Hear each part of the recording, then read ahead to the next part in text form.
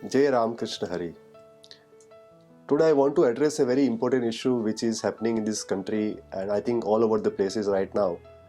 And Elon Musk has also tweeted about it. He mentioned charity scams are on rise.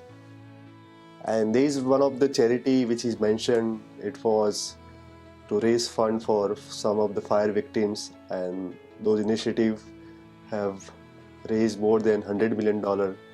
And the recent report suggests कि उसमें से एक भी पैसा उन लोगों तक गया नहीं basically. That made me wonder, and it also aligned with another news which I have seen today on Twitter itself, जहाँ पे इंडिया के एक नॉन स्टैंड अप कॉमेडियन है मुनावर फारूकी जो एक चैरिटी स्कैम को एक्सपोज कर रहे थे. And it was very kind of there was a modus operandi behind those kind of scams जो हम देखते ही है. मतलब we feel like it's not a scam. General perception was something कि whenever you see some parents are asking for help through social media, there are a lot of crowdfunding platform like Keto and everything. Keto might be genuine, but there are many different crowdfunding platform and they run social media ads. Instagram पे काफ़ी ads चलती है उसकी, हम उनको देखते हैं and we feel like या हमको कुछ हेल्प करनी चाहिए. और यहाँ पे मासेस को टारगेट किया जाता है तो वॉल्यूम पे लोग खेलते हैं. तो they have a very simple target. They try to reach millions of people and they usually think कि हर बंदा भी 10 रुपये 20 रुपये भी देगा तो हम अपना टारगेट रीच कर लेंगे. एंड काफ़ी सारे प्रूफ भी होते हैं जहाँ पे we feel like it's a genuine case कि कोई बच्चा हॉस्पिटल में एडमिट है, किसी कोई मेडिकल इमरजेंसी है, किसी की हेल्थ इमरजेंसी. काफ़ी ज़्यादा कॉमनली हेल्थ इमरजेंसी के अराउंड इस टाइप के चैरिटी स्कैम हो रहे हैं. और जहाँ पे 25 lakh 30 lakh 50 lakh 1 crore 2 crore you have no idea कितना बड़ा अमाउंट कई लोग they are asking for. And fabrication of bills are also happening. और कई बार जेन्युइन केस भी होता है तो उसमें जो क्राउड फंडिंग प्लेटफॉर्म होता है जो रेज करता है तो वो उनके विक्टिम तक पहुँचता ही नहीं है. तो उसका प्रैक्टिकल जो एग्जांपल मैंने देखा, और मैंने एक बंदे से मैं मिला था, ऋषिकेश में गया था. He was my cab driver जो मेरे को ड्रॉप कर रहा था Rishikesh to Delhi. And he mention one of his case. He lost his son few years ago to blood cancer, and he was narrating his story, and he shared a very shocking thing to me, which was something कि एक दिल्ली का एक crowd funding organisation था, उसके through उन्होंने 25 लाख के आसपास raise किया जो मतलब उनके बच्चे को बचाने के लिए he was seeking help. They raise fund and everything, but उनके पास 1 लाख रुपए भी नहीं गया ऐसा मान के चलो. और अगर वो 25 लाख सही टाइम पे उनको मिल जाता तो मे बी उनके जो बच्चे थे वो बच भी सकते थे. He could have been saved basically. And he chased him and everything. He tried to defame him. He tried to file a case against those guys and everything. But कुछ होता नहीं है ना, मतलब क्योंकि जिसके पास पैसा है उसके पास पावर है तो भला आप कुछ भी करो. काफ़ी सारी चीज़ें चल रही देश के अंदर, और ये तो ऐसी बात है कि दिस इज़ वेरी बैड. बाकी चीज़ें चलो ठीक है, एक बार वो भी खराबी है, बट इससे क्या होने वाला है कि सोशल सर्विस के नाम पे जब ये स्कैम होने लग जाते हैं और जब लोगों को पता चलने लग जाता है कि ऐसे स्कैम हो रहे हैं तो ट्रस्ट खत्म हो जाता है. जब सोसाइटी में सर्विस के लिए ट्रस्ट खत्म हो जाएगा, जब सेवा भाव ही खत्म हो जाएगा, जब हम सोचोगे हम सेवा करोगे तो हमारा स्कैम होने वाला है. जब हम जहाँ पे सेवा करेंगे वहाँ पे वो पैसा उनको मिलने वाला ही नहीं है, और बाय डिफॉल्ट हमारा माइंडसेट ही वैसा हो जाएगा, परसेप्शन हमारा वैसा हो जाएगा. तो इंसान क्यों सेवा करेगा? फिर इंसान में कभी सेवा भाव आएगा ही नहीं. आएगा तो वो कभी मतलब कुछ करना ही नहीं चाहेगा. और सेवा का काम हमेशा से कुछ लोग करते हैं कि वो लोगों से फंड रेज करते हैं और कुछ अच्छा काम करते हैं. बंदा खुद की पर्सनल कैपेसिटी पे छोटे मोटे लेवल पे कर सकता है. A lot of people are very busy with their work and everything, so they rely on certain organisation. इसलिए इतने सारे एनजीओ होते हैं, इतने सारे फाउंडेशंस होते हैं, वर्क करते हैं. बट काफ़ी मेजरली स्कैम चलते हैं, और a lot of people who are opening a foundation they have this intention to raise fund and make money somehow. And I also enter into the same social service sector, and this is my observation. I will be very blunt with you. And at the same time, in contrary to that, I have met one guy जिनके साथ मैं काम कर रहा हूँ, and he's kind of mentor to me in this particular social service area. And that guy is very selfless, I've seen him. Like, he has no family, he has no income source. He is living in a 1 BHK room, and he's just doing for a purpose. So there are very few people left in the world who are doing charity and who are doing any kind of social service for a purpose.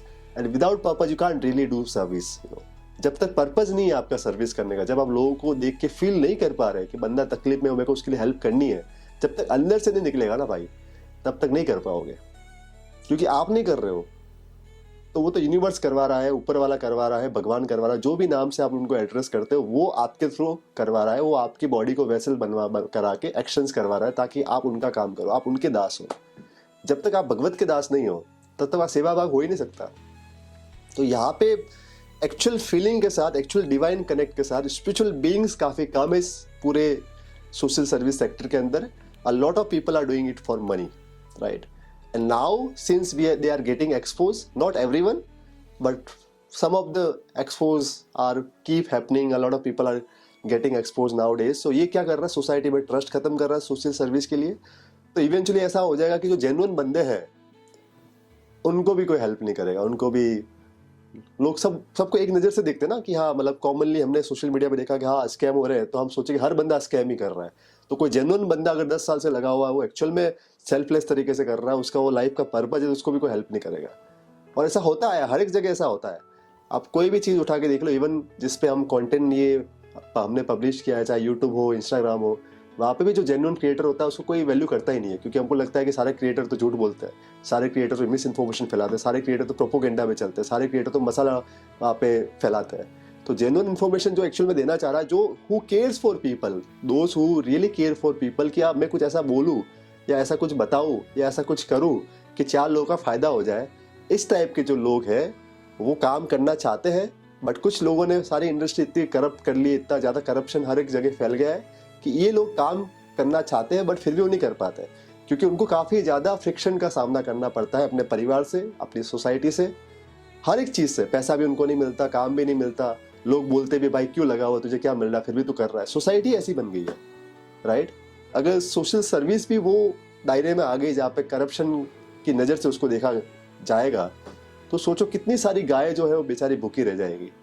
कितनी सारी जो animals है जिनके लिए हम काफ़ी कुछ करते हैं, एनिमल केयर में कई सारे इनिशिएटिव्स होते हैं, कई सारे इनिशिएटिव ह्यूमन ट्रैफिकिंग में होते हैं, कई सारे इनिशिएटिव ट्राइबल एजुकेशन में होते हैं. डिफरेंट टाइप के इश्यूज सोसाइटी में है, उन पर डिफरेंट टाइप के लोग काम करते हैं, सबको फंडिंग मिलती है, सब अच्छा काम करते हैं.